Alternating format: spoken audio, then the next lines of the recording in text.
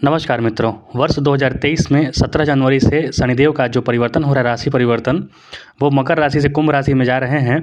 तो शनिदेव के 12 राशि में फल की चर्चा करते हुए आज हम चर्चा करेंगे तुला राशि या फिर तुला लगन के जातकों के लिए। यहाँ पर शनिदेव अगर आप देखेंगे तो तुला के लिए उच्च के माने जाते हैं, अच्छा माने जाते हैं, क्योंकि वे तुला राशि में चतुर्थ और पंचम के स्वामी होते हैं। अर्थात केंद्राधिपति योग होता है, यहाँ पर केंद्र और त्रिकोण के स्वामी होते हैं। तो यहाँ पर शनिदेव इनके लिए काफ़ी ज़्यादा शुभ माने जाते हैं।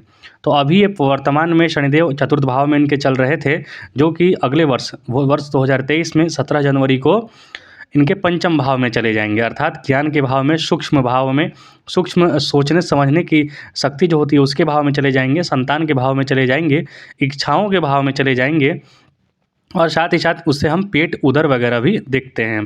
तो पंचम भाव में शनि का जाना पाश्चात्य मतलब जो दक्षिण के जो ज्योतिषी हैं वो बहुत अच्छा नहीं मानते हैं। यहाँ पर थोड़ी परेशानियाँ क्रिएट होती हैं, क्योंकि पंचम भाव जो होता है वो सोचने समझने की शक्ति का होता है। और शनिदेव जो होते हैं प्रायः देखा जाता है कि दिग्भ्रमित कर देते हैं, या फिर दो चीज़ करते हैं। पहला, यदि राहु के संपर्क में कहीं से भी आए तो दिग्भ्रमित करेंगे, मतलब कि मन को, मति को भ्रमित कर देंगे, गलत डिसीजन लिखवा देते हैं।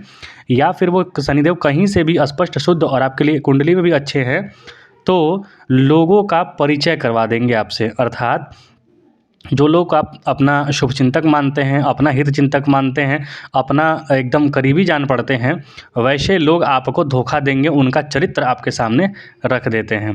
तो शनिदेव का पंचम में ये भाव भी देखा जाता है, ये फल भी देखा जाता है। तो अब अगर आप देखेंगे कि शनिदेव आपके पंचम भाव में यहाँ पर क्या फल देंगे, तो पंचम भाव में शनिदेव बैठेंगे, वहाँ से सप्तम को देखेंगे, आपके शादी वगैरह को एक्टिवेट करेंगे। जो भी जातक का शादी वगैरह नहीं हुआ है, उसमें परेशानियाँ आ रही हैं, तो उनके लिए शादी में शादी का भाव एक्टिवेट करेंगे। लेकिन जिनका शादी हो चुका है, जो दाम्पत्य जीवन में है, उनके लिए परेशानियों का कारक बनेंगे, क्योंकि यहाँ पर नीच दृष्टि पड़ रही है। तो शनिदेव पहले कुछ कर्म करा लेते हैं, उसके बाद उससे होने वाले जो परेशानियाँ होती हैं तो वहाँ पर वो ज़्यादा परेशान करते हैं। तो जिनका विवाह नहीं हुआ है उनके लिए तो सही है कि विवाह के योग बनाएंगे, लेकिन जिनका विवाह हो चुका है उनको दाम्पत्य जीवन में बड़ी परेशानियों का सामना करना पड़ेगा। संतान संबंधित परेशानियाँ होंगी, हालांकि आपका संतान उन्नति की ओर जाएगा, लेकिन आप में, आपके और आपके संतान के विचार में काफ़ी मतभेद, असमानता रहेगी। शनिदेव पंचम भाव में यहाँ पर हैं तो परिश्रमी और निष्कपट भी बनाते हैं।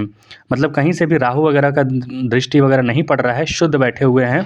तो चूँकि पंचम भाव में विचर रहे हैं वो, तो आपको निष्कपट बनाएंगे। अर्थात निश्चल जो होता है ना व्यक्ति, किसी के लिए बुरा न सोचना, अहित न सोचना किसी का, ऐसा भाव आपके मन में जागृत होगा। आपके दूसरों के लिए अच्छा करेंगे, लेकिन एक चीज़ यह है कि क्षीण बुद्धि होगी, बहुत ज़्यादा आप सोच विचार करेंगे। पंचम भाव सोचने विचारने का भी होता है। तो जो एक कहावत कही गई है, अधिक सोचने से आपकी जो बुद्धि होती है वो क्षीण होती है।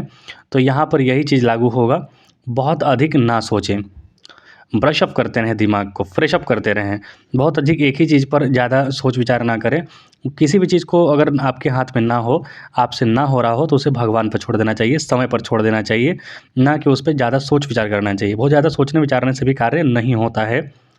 शनिदेव यहाँ पर सप्तम दृष्टि से 11वें भाव को देखेंगे तो आपके आय का मार्ग ज़रूर खोलेंगे यहाँ पर, क्योंकि शनिदेव पंचम में बैठकर आपके अंदर इच्छाओं की जागृति करेंगे, इच्छाओं को बढ़ाएंगे, तो आय के लिए भी मेहनत कराएंगे। साथ ही साथ दसम दृष्टि पड़ रही है इनकी द्वितीय भाव पर, तो आपको यहाँ पर सामाजिक कार्य यानी अपना परिवार का जो कार्य है ना, वहाँ पर काफ़ी परेशानी का सामना करना पड़ेगा। वहाँ पर आपको परिश्रम करना पड़ेगा, क्योंकि शनिदेव का दसम दृष्टि जो होता है वो परिश्रम कराता है, व्यर्थ का परिश्रम भी कराता है और सही दिशा में भी परिश्रम कराता है। तो आपके परिवार पर दृष्टि डाल रहा है, तो परिवार में वैमनस्यता की भावना आएगी, बिल्कुल आएगी। क्यों आएगी? क्योंकि 6 नंबर पे दृष्टि पड़ रही है, और 6 नंबर स्वयं में ही एक संघर्ष की राशि होती है। तो यहाँ पर आपके लिए थोड़ा परेशानी भरा सूचक रहेगा परिवार के लिए। यहाँ पर आपके परिवार में अलगाव या फिर बिखराव के योग बनेंगे।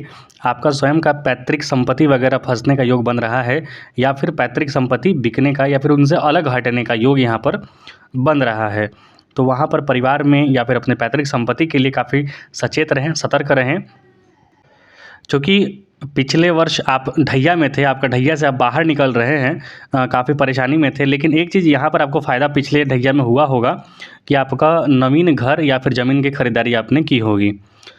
तो उससे अब आप आगे बढ़ेंगे और अपने सोच विचार, अपने संतान को लेकर काफ़ी परेशानियों का आपको सामना करना पड़ेगा। संतान से संबंधित कुछ भी परेशानी हो तो शनिदेव की पूजा आराधना ज़रूर करें, हनुमान चालीसा का पाठ ज़रूर करें। तो शनिदेव का जो ये गोचर है आपके लिए मिश्रित रहने वाला है, आपके लिए लाभ के मार्ग खोलेगा, लेकिन बहुत ही ज़्यादा मानसिक परेशानी यहाँ पर शनिदेव देंगे। मानसिक परेशानी के साथ साथ अगर यदि दाम्पत्य जीवन में है तो दाम्पत्य जीवन में कलह कलेश का भी वातावरण बनेगा, माहौल बनेगा, तो वहाँ पर सतर्कता बरतें, शांति बनाए रखें, संयम से काम लें। परिवार में बिखराव के योग बनेंगे, परिवार में अलगाव के योग बनेंगे, लेकिन परिवार में बिखराव और अलगाव भी एक तरीके से सकारात्मक होता है कि आपको आगे बढ़ने का, अलग से सेपरेट आगे चलने का, क्योंकि व्यक्ति मोक्ष अकेले ही प्राप्त करता है, ग्रुप में नहीं करता है, तो इसके लिए भी सही है। साथ ही साथ शनिदेव पंचम भाव में बैठे हैं तो ज्ञान खास करके जो अकल्ट साइंस होता है, जिस ज्ञान को हम लोग नहीं समझ पाते हैं, जिसको पराविज्ञान भी कहते हैं हम, उन विषयों की ओर आपकी जागृति बढ़ेगी। और साथ ही साथ टेक्निकल फील्ड जो होता है जिसमें कि मशीनरी वगैरह का जो इस्तेमाल होता है, वहाँ पर भी आपकी जागृति बढ़ेगी, आपकी रुचि बढ़ेगी। तो शनिदेव का पंचम भाव में फल जो होता है वो अच्छा फल होता है। किस लिए? संतान प्राप्ति के लिए, यहाँ पर आपके लिए, क्योंकि आपके पंचम भाव के स्वामी भी हैं, वो पंचमेश हैं और पंचमेश पंचम में ही गोचर कर रहे हैं आपके लिए। तो यहाँ पर यदि संतान प्राप्ति में, अभी तक आपको संतान प्राप्ति में बाधा उत्पन्न हो रही हो, तो संतान प्राप्ति के भी योग बनाएंगे, लेकिन जिनके संतान हैं उनके मतभेद कराएंगे। यहाँ पर यही है, जिनका शादी नहीं हुआ है उनका शादी कराएंगे, लेकिन जिसका शादी हुआ है उनका मतभेद कराएंगे। तो सतर्कता और संयम बरतें, अपने आचरण को, अपने कार्य की पद्धति जो है उसको एकदम अच्छे से संस्कारित रखें, कर्म अच्छे क्षेत्र में करें। कुछ पूछना हो तो आप कमेंट बॉक्स में लिख सकते हैं। कृपया चैनल को लाइक शेयर सब्सक्राइब जरूर करें। देखने के लिए बहुत बहुत धन्यवाद। जय हिंद।